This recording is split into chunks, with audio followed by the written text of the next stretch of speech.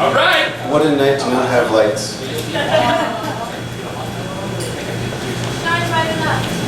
When I moved to Vancouver 2 years ago, I hitchhiked here. And a stranger picked me up outside my hometown of Mitcholos. The first red flag I should have noticed was him mistakenly locking the door rather than unlocking it when I tried to hop in his truck.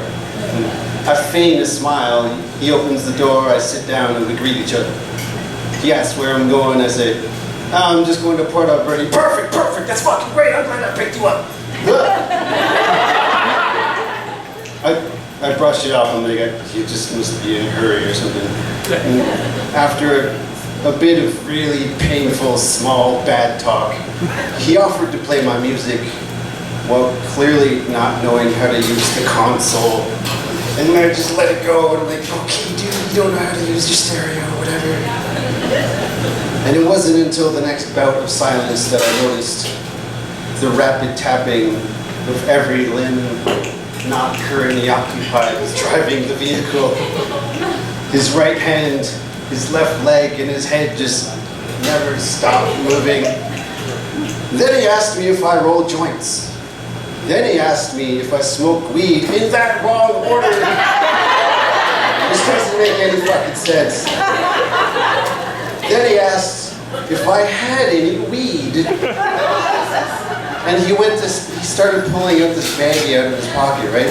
And just as I go to look at it, I clearly see him fucking change his mind and just throws it in the back seat. I guess I wasn't supposed to see that? Anyway, I maintain my composure because in real time, this is all happening way too fucking fast.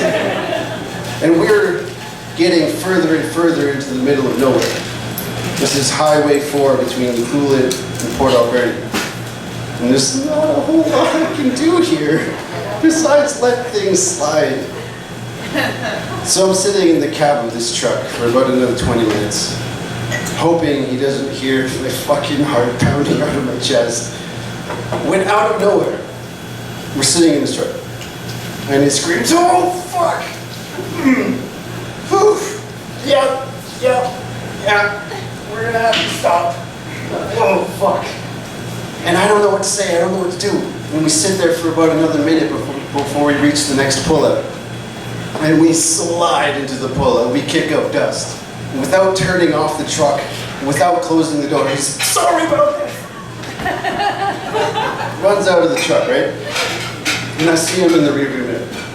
And he runs, thankfully he stops at the back tire.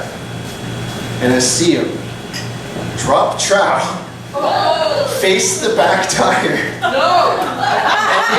And it came with such a force. You would swear it came from 2 stories high.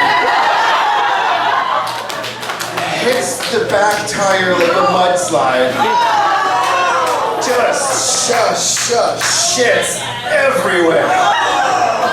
And I'm sitting in the truck, I'm sitting in the passenger seat, and I almost dive to the driver's seat. Don't look!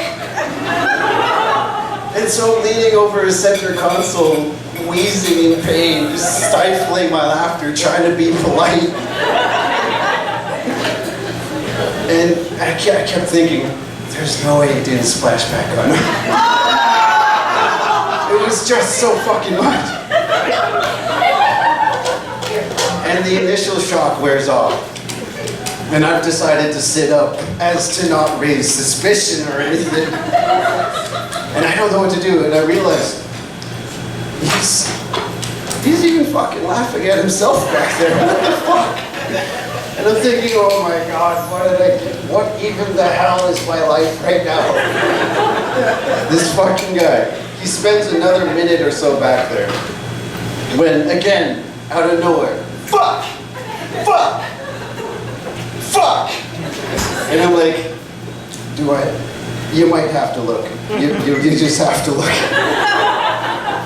And I see him, I don't know what happened, but he like hobbles to the back seat, pants still around his ankle, pulls the door open, pulls a backpack out of the back seat, pulls out like the greasiest light blue towel with like black oil streaks on it. Clearly from some garage somewhere. And like not the least bit delicately, just like wipes himself off, throws it in the woods, to dispose of the evidence.